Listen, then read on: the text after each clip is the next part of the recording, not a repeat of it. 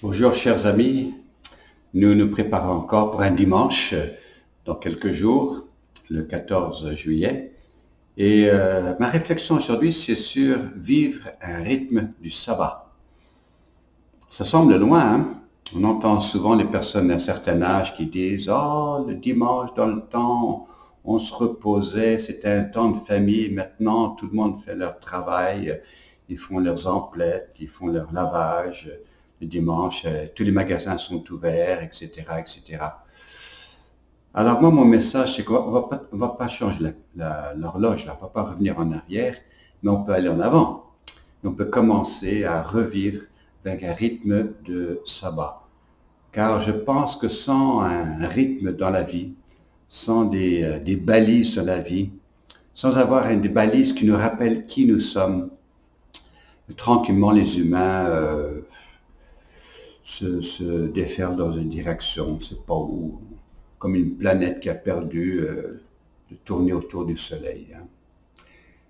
C'est fascinant ici à Montréal, durant le vendredi après-midi, de se balader rue du Parc, Mile End, ces endroits-là où il y a beaucoup de Juifs, parce que 5 heures, vers 3-4 heures, là, ils sont en train de courir comme des petits fous pour être chez eux pour le début du sabbat. Et puis, arrivé le sabbat, là, on allume la lumière. Béni sois-tu, Dieu, créateur de l'univers, tu nous donnes vie et on te remercie pour cela. C'est beau, c'est très joli. C'est le début du sabbat et pendant 24 heures, c'est le temps où la famille rigole, on mange ensemble, on joue des jeux, on se balade, mais c'est repos pour se rappeler qui est le maître. Venant de cette intuition biblique où Dieu travailla pendant, évidemment c'est symbolique, mais Dieu travaille pendant 6 jours à créer le monde, et puis le 7e jour, Dieu se repose.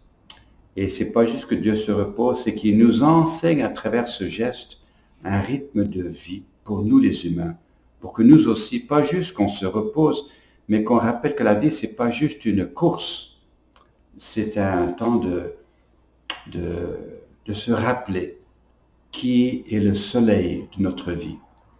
On avait posé la question une fois à un rabbin qui avait posé la question, comment ça se fait que pendant des siècles et des siècles, vous avez réussi comme juif à maintenir le sabbat? Et le rabbin a répondu, c'est pas nous qui avons gardé le sabbat, c'est le sabbat qui nous a gardés. Pensez-y. C'est que le sabbat leur donne une structure autour de laquelle leur vie se mène. Et nous-mêmes, on a oublié cela. Alors, étant maintenant Dieu de côté, alors l'orbite de notre vie, ben, c'est pas, on tourne autour de quoi maintenant si ce n'est pas autour de Dieu? Ben, l'orbite, on tourne autour de nous-mêmes. Ben, c'est nous. C'est nous qui sommes le centre de tout. Alors on dit, il faut être fidèle à toi-même. Or le Christ nous dit, sois fidèle à moi. Je vais suivre mon cœur, on dit. Et Dieu dit, ben, suis-moi, dit Jésus. Ou je dois me satisfaire dans tous mes besoins. Or Dieu dit, donne ta vie. Celui qui nie sa vie et la donne pour les autres trouvera la vie. Celui qui perd sa vie la trouvera. C'est pas du tout la même chose, hein. Et je pense que ça serait le temps pour nous peut-être de réfléchir. Et je vous invite à y réfléchir, à vivre un rythme de sabbat. Que le dimanche, c'est pas juste une journée pour se reposer, de visiter la famille, de voir des grands-parents, mais aussi un jour de l'Eucharistie. On se rappelle le ressuscité, qui est le centre même de notre vie, notre existence, et qui donne sens au vecteur de notre vie. On ne tourne pas juste en rond comme une planète qui se lance, déferle dans l'univers.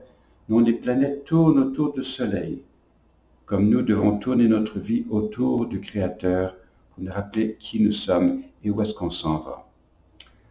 Alors c'est une invitation, ce petit YouTube, à revenir à un rythme du sabbat. Bon, pour ceux qui travaillent dans les hôpitaux, ben moi le dimanche, je suis chez l'hôpital, c'est ma job, je peux pas. On s'organise différemment, c'est tout. On se dit, ben écoutez, pour moi comme prêtre, le sabbat, ben, j'essaie de vivre ça le dimanche autant que possible, mais c'est une journée assez occupé pour moi avec des baptêmes, des mariages, pas des mariages, mais des baptêmes et des célébrations eucharistiques ici et là. Alors le lundi, ça devient l'extension pour moi comme prêtre du sabbat. Une journée où je fais de la bicyclette, où je me balade, je vais visiter des amis, mais c'est pas le temps de faire le lavage là. Alors vivre avec un rythme du sabbat, c'est au cœur de notre vie chrétienne. Ça donne un sens ontologique à notre vie, que le transcendant est au cœur de choses. Parce que pour le moment, ce qui est en train de nous détruire comme culture, c'est que si ce n'est pas Dieu qui est le centre de la révolution de notre orbite, de notre planète, eh bien, il y a une seule alternative, ben, c'est moi. Alors tout tourne autour de moi et de moi. Et ça, c'est du narcissisme qui est en train de tuer notre culture, le narcissisme. Alors revenons à ce rythme du sabbat. Et il dit pas ça de façon nostalgique, comme ça, oh le bon vieux temps, on vivait. Non, non, non. On construit l'avenir à partir de maintenant.